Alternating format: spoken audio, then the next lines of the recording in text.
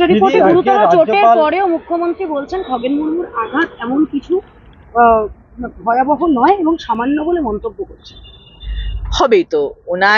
উনি 2:45 সময় বাগডোগরা এয়ারপোর্টে নামার পর আশা করছি উনি উস্কে দিয়েছিলেন ভালো করে ওনার বিশেষ যে সম্প্রদায়ের মানুষদের যারা এই ধরনের কাজ করে থাকে, এবং তারপরে 3 মিনিটের জন্য এমপিকে দেখতে গেছিলেন ফটো অপের জন্য।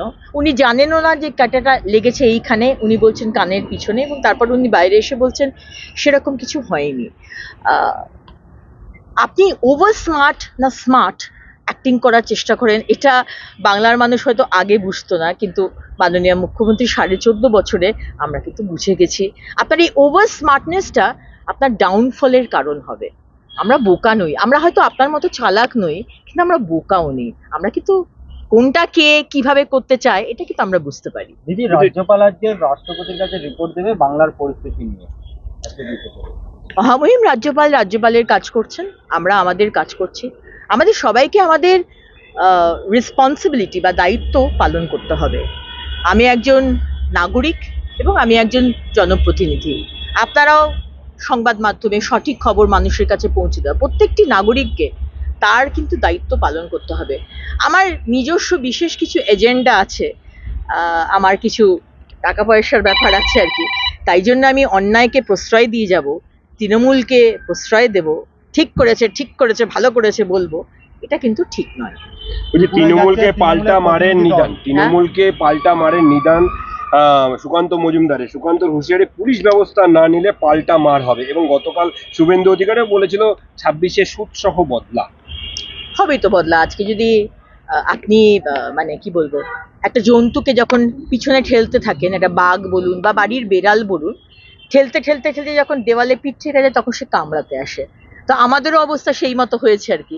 আমাদের ঠেলতে দেওয়ালে পিঠ থেকে গেছে, এবার কিন্তু মারের বদলা মারই হবে। আমরা সেটা করতে চাই না, আমরা কিন্তু প্রচন্ড আইন শৃঙ্খলা মেনে কাজ করতে চাই।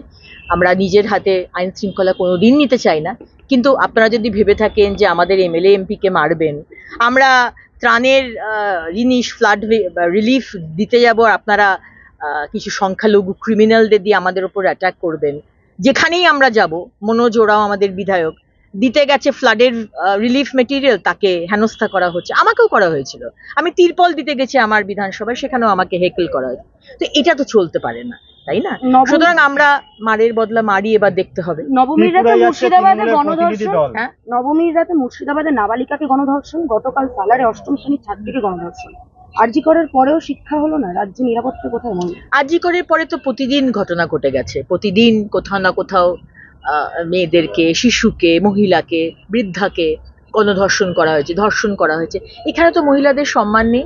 আমাদের রেট বেঁধে দেওয়া হয়েছে, সাবালিকা ধর্ষণ হলে একটা রেট, নাবালিকা হলে একটা রেট। এগুলো অন্য কোনো রাজ্যে নেই। এগুলো কিন্তু উন্নয়নের মুখ্যমন্ত্রী মহিলাদের জন্য, সম্মানের জন্য রেট বেঁধে দিয়েছেন। সুতরাং রামপুরহাটে 7ম শ্রেণীর মেয়ে কি আদিবাসী মেয়ে, সে রেপ হয়, কোনো বিচার নেই। আমাদের আরজি করে ডাক্তারবাবু মৃত্যু হয়েছে, কোনো বিচার নেই। সুতরাং প্রতিদিন হয়ে যাচ্ছে। এটা শেষ হবে যখন, এই বললাম না, সিস্টেমটা পাল্টাবে। মা দুর্গা, মা লক্ষ্মী, মা কালীর পুজো করলেই তো আর মহিলাদের সম্মান দেওয়া যায় না। 1000 টাকার লক্ষ্মীর ভান্ডার দিলেই তো আর মহিলাদের সম্মান আসে না। মহিলাদের সম্মান ভিতর থেকে আসতে হবে। একটা মহিলার ওপর অত্যাচার হলে আমি প্রতিবাদ করব, আমি যদি পুলিশ হই আমি বিচার দেব, আমি ঠিক চার্জশিট পেশ করব, যে ক্রিমিনাল তাকে আমি ধরে আনবো। সিস্টেমটা খারাপ হয়ে গেছে, শেষ হয়ে গেছে। সিস্টেমটা ঠিক করার জন্য সরকারকে বদলাতে হবে। 72 ঘন্টা অতিক্রান্ত হয়ে গেল।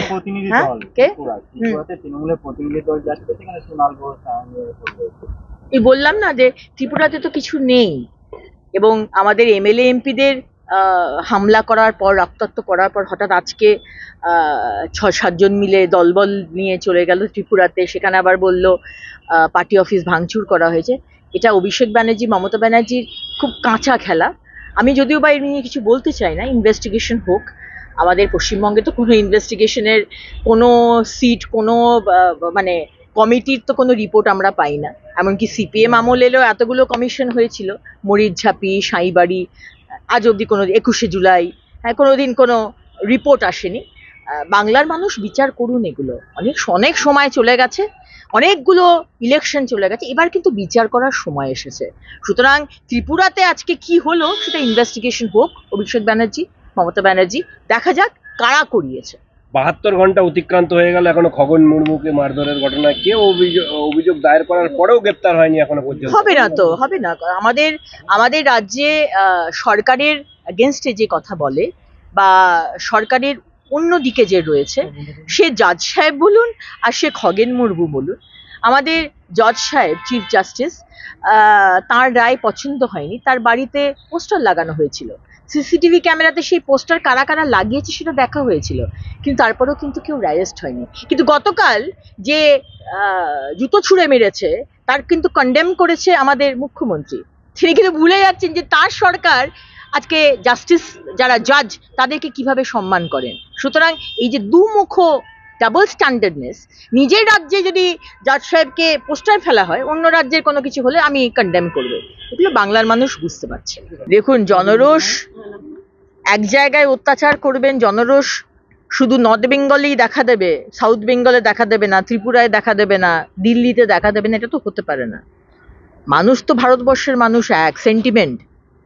দিনের পর দিন অত্যাচার করে যাচ্ছেন ভারতীয় জনতা পার্টির জনপ্রতিনিধি, কর্মী, হিন্দু। জনরোষ বিভিন্ন জায়গায় দেখা দিচ্ছে, এটা জনরোষ হয়তো, তবে ইনভেস্টিগেশনের ব্যাপার আমরা সাপোর্ট করি না, বারবার বলি। কারুর পতাকা পুড়িয়ে দেওয়া, কারুর পার্টি অফিস জ্বালিয়ে দেওয়া, কাউকে মারধর করা, আবার ফটো অপের জন্য 3 মিনিট গিয়ে লেগেছে এইখানে বলা যে কানের পিছনে লেগেছে, এগুলো আমরা সাপোর্ট করি না। আর বুঝি এগুলো কে কি ইন্টেনশন নিয়ে করছে, এগুলো সব আমরা বুঝি। তৃণমূল কার্যালয় ভাঙচুর নিয়ে বিজেপিকে তো অভিষেকের, বাংলায় হারাতে পারে না, ক্ষমতায় থাকা রাজ্য হিংসার উস্কানি দিচ্ছে, পুলিশের সামনেই ভাঙচুর। পোস্ট অভিষেক বন্দ্যোপাধ্যায় পুলিশটাকে সরিয়ে দিন, তারপর জনরোষ কোথায় আর বাংলার মানুষ কি করতে পারে সেটা আপনাকে দেখিয়ে দেবে। আপনিও সেটা জানেন, 14.5 বছর ধরে প্রত্যেকটা ইলেকশনে আপনারা কিভাবে জিতেছেন। বললাম না, পুলিশকে সরিয়ে দিন, তারপর আপনার জনরোষ কোথায় সেটা আমরা দেখিয়ে দেবো। সোমবার নাগরাকাটায় আক্রমণ, মঙ্গলবার কুমারগ্রামে মনোজ রায়ের ওপর হামলা, সিআইএসএফ জওয়ানদেরকেও ছাড়ছে না। মমতা বন্দ্যোপাধ্যায় নিজে সেনাকে অপমান করেন, সেনা ওনাকে দেখে নাকি ভয় পালিয়ে যায়। তৃণমূল কি গুন্ডাদের সাহস হচ্ছে? অবশ্যই, এটা তো নতুন কথা কিছু নেই।